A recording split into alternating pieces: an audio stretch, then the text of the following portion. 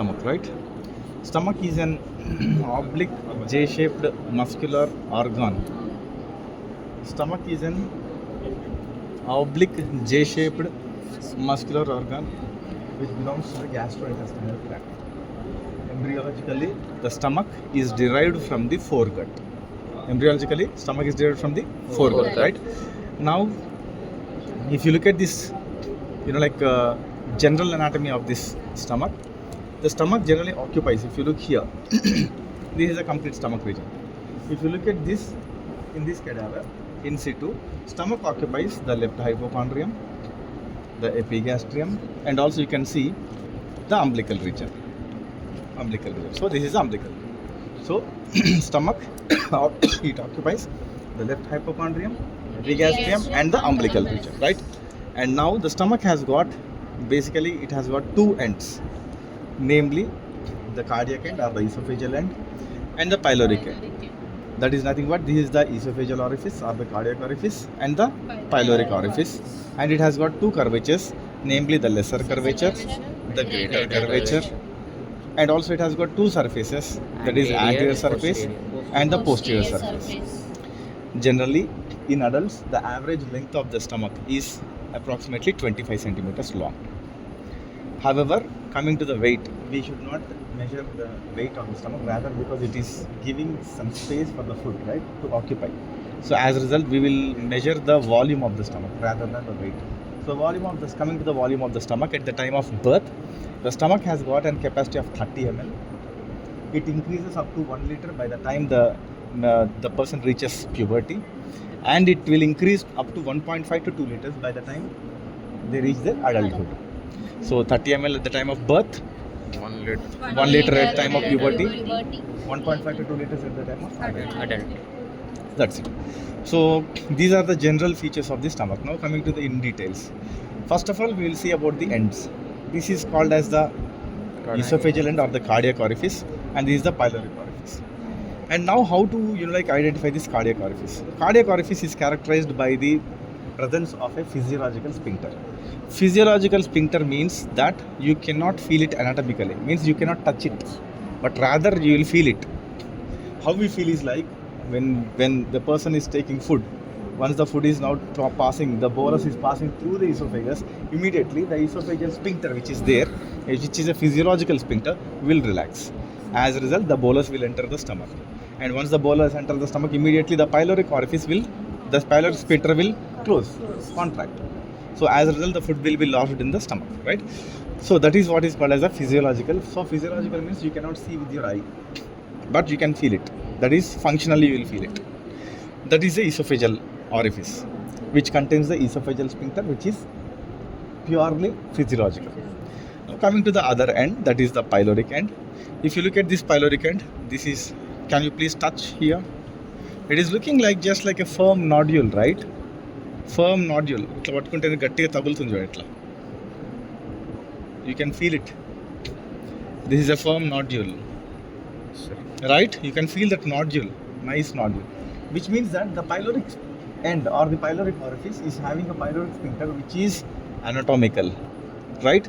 Now I am more improvising my answer, saying that the pyloric sphincter is both anatomical and physiological. Both anatomical and physiological. But the esophageal orifice was only physiological. That is why, as it is having both anatomical and physiological sphincters, that's the reason why you can feel that anatomically you can feel the nodule like tough nodule like structure. You can see this. You can touch that nodule, right? That is the importance. So why I am insisting so much about the esophageal orifice and the pyloric orifice is like, tomorrow in the final exams, if I get this stomach for my dissection as a major case, which is 15 marks, I don't know which end is, I don't know how to identify which end, so I will hold like this in the left side. Here also one orifice is above, one orifice is below, but it is wrong, right? Why it is wrong? Because the pyloric sphincter, which is anatomical, has to be down. So I have to turn it like this. Now once I have turned it, now you can see it is exactly in the anatomical position. So whenever you are showing the stomach, you should not show like this in the center. No, you have to keep it like towards the left side. This is the anatomical position of the stomach, right? Now After that, we will go to the next point, that is the two borders, namely the lesser curvature and the greater curvature. The lesser curvature extends from the esophageal orifice up to the level of the pyloric sphincter. This is the lesser curvature, and this lesser curvature is mainly related to the free border of the lesser omentum. Lesser omentum. So the lesser curvature is related to lesser omentum, and this lesser curvature also presents one nice vessel. Yesterday I have shown you in the board diagram. That is the left gastric artery, right? Left gastric artery. And now in this lesser omentum, we have to be now understanding two more structures. If you see this lesser omentum in this cadaver, see here you can see a clear reflection, right? Clearly it is now the visceral peritoneum is reflecting from the liver, hilum of the liver onto the stomach, lesser curvature of the stomach, which we called it as a lesser omentum. But in this lesser omentum, it has got two more components. One component you can see that it is extending from the hilum of the liver to the lesser curvature of the stomach, which we will call it now as the hepatogastric ligament. Hepatogastric ligament. And also if you come towards this side, here also you can see that there is some nice peritoneum. See, this peritoneum of the visceral peritoneum of the liver is also extending downwards, and it is going towards the first part of the duodenum. That we call it as the hepatoduodenal ligament. So the lesser omentum has got two components, namely the hepatogastric ligament and also the hepatoduodenal ligament, right? So that is about the lesser curvature. And along this lesser curvature, if I take like this, see, if I just try to just pull it upwards, I can see there is some most dependent part here, right? It is just like a notch, right? So this most dependent part of the lesser curvature is called as the angular notch, or otherwise you can call it as incisura angularis, right? Incisura angularis. So now this is nothing but the incisura angularis, okay? And coming to the other features of the lesser curvature, we have seen the angular notch, and also okay, that's it about the lesser curvature. Now let us go to the greater curvature. Before going to the greater curvature, I wanted to show you something else, because I told you about the angular notch. Now again I want to tell you something about another notch. See, there is a nice dissection box pattern. Dissection box. That's enough, right? Okay. See, now you can see a nice notch between the greater curvature of the stomach and also the lower end of the esophagus. This notch, whatever you are seeing, is called as the cardiac notch, right? This is called as the cardiac notch. So in the stomach, you will be seeing two notches. That is the angular notch along the lesser curvature, and the cardiac notch at the junction of the greater curvature with the lower end of the esophagus. Right? Now coming to the greater curvature of the stomach, most of the greater curvature of the stomach is related to the what? Greater omentum. You can see this is nothing but the greater omentum, right? And now along this greater curvature, you will also be seeing some nice inconsistent sulcus here, right? It is called as and you can remember it as an inconsistent sulcus, right? Now coming to the surfaces, the anterior surface of the stomach will always face antero superiorly, while the posterior surface of the stomach will face postero inferior. Okay, the anterior surfaces faces antero superiorly, while the posterior surfaces will face postero inferior. That is the importance of the surfaces. Now coming to the parts of the stomach. The stomach is basically divided into four parts, namely the fundus, body, pyloric antrum, and the pyloric canal. So how we have to divide this into four parts is basically I told you that there is a most dependent part called as the angular notch. So I will draw an imaginary line from the angular notch downwards and towards the left like this. I have kept this line. So once I have drawn this imaginary line from the angular notch, now the stomach is basically divided into two parts, namely the large cardiac part and a small pyloric part. And this large cardiac part, what I am trying to do is I am just going to draw another imaginary line from the cardiac notch to the greater curvature like this. So once we have done again drawn the second line, now the cardiac part of the stomach is divided into an upper small fundus and the lower large body. The fundus is not occupied by any food, rather it is empty with and occupied by air. Right? Fundus of the stomach always contains air. Right? This is the fundus and the body. Now coming to the pyloric part. This pyloric part is further divided to two regions with the help of based on this inconsistent sulcus like this. So this inconsistent sulcus has now divided the pyloric part into two regions, namely the pyloric antrum, which is 7.5 centimeters long, and the pyloric canal, which is 2.5 centimeters long. 2.5 centimeters long. So this is about the parts of the stomach. Now we will come to the final one, that is the relations of the stomach. Coming to the relations of the stomach, there are two types of relations, namely the peritoneal relations and the visceral relations. Peritoneal relations means whatever relations are there related to the peritoneum, that are called as peritoneal relations. Let us see the peritoneal relations. Coming to the peritoneal relations, the lesser curvature of the stomach is related to the lesser omentum, the hepatogastric ligament, the hepatoduodenal ligament, right? And also the greater curvature of the stomach is related to the greater omentum. Now if we go towards the fundus of the stomach, this is the fundus of the stomach, small part, whatever I've drawn, line I've drawn. Coming to the posterior surface of the fundus of the stomach, here clearly you are seeing a nice double layer of peritoneum which is extending from the stomach towards this organ called as the spleen. So this double layer of peritoneum is called as the gastrosplenic ligament. And now see, I am just slowly turning to the posterior surface of the fundus. Over the posterior surface of the fundus, here you are also seeing another double layer of peritoneum which is extending from the posterior surface of the fundus of the stomach to the diaphragm, left dome of the diaphragm. So this is called as the gastrophrenic ligament.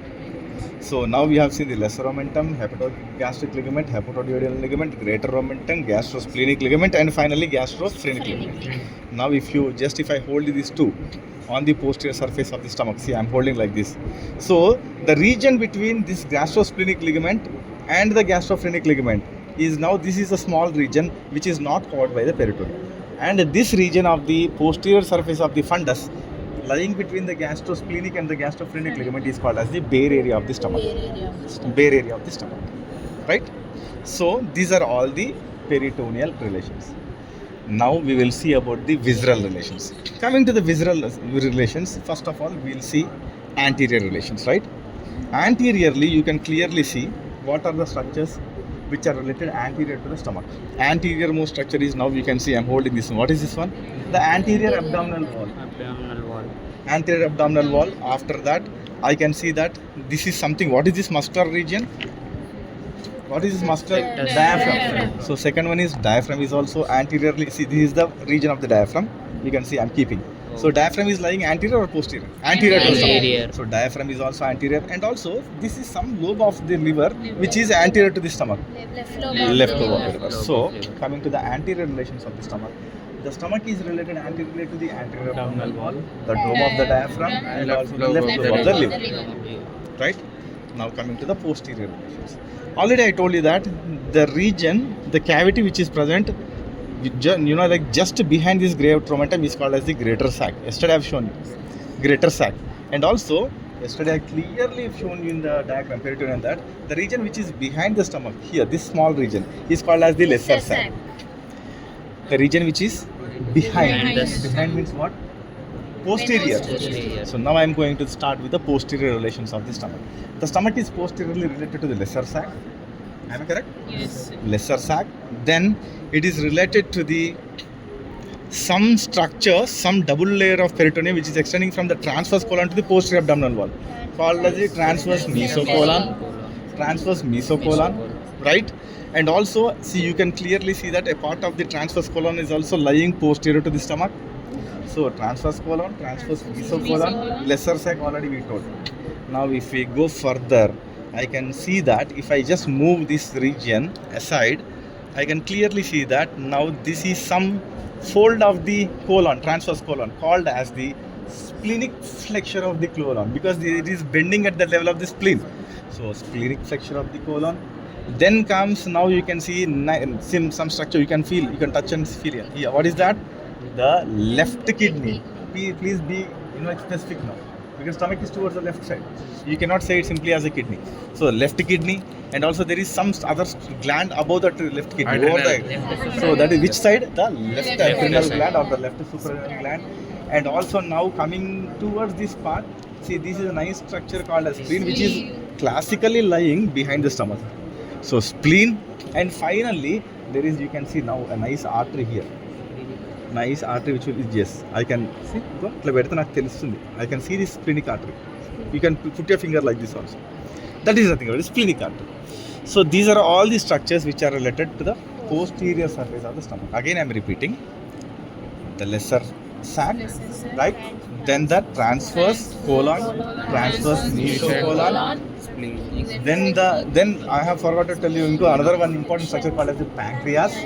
Pancreas, left kidney, left suprarenal gland. Then the spleen, splenic flexure of the colon. Then the spleen and also the splenic artery. These are all the structures which are related to the posterior surface of stomach, which will form the stomach bed. Stomach bed.